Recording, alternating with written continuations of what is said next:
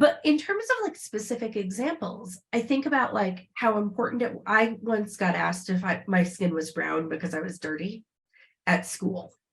And I brought that story home, and we went to an entirely white school. There was me, there was one other half Indian kid in my grade. There was a Ashkenazi and half Ashkenazi, half Puerto Rican Jewish kid. That was it. That was the racial diversity of my grade. There were no Black people. There were no other brown people. Eventually, somebody moved from China, but there were like no other Asian people. That was it. And my mom said, well, but were you dirty? Like, had you gotten dusty on the playground? That was the end of that. That was the end of me bringing stories home. And what she was doing was something that, like, she wasn't trying to gaslight me. She grew up in a culture where, like, you didn't whine and you didn't complain and you examined your behavior, right? Like, she comes from the Midwest where the culture is like, oh, I'm so sorry that I did this thing that resulted in you cutting me off in traffic, right? Like, that's how Midwestern culture works. And I'm parodying it a little bit, but like, that's real, you know?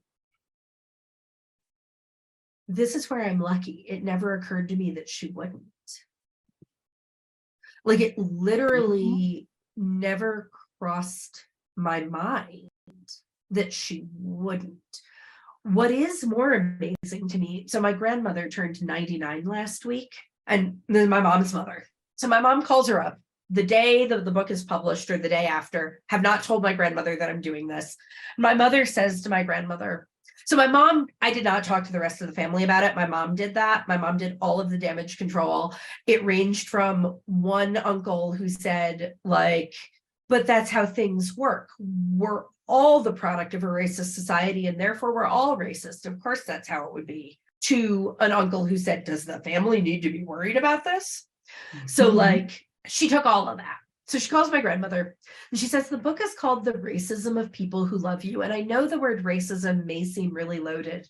My grandmother, at the time 98, says to my mother, oh, for heaven's sakes, racism isn't only the things it was when you were a girl. It's not just burning crosses and white sheets anymore.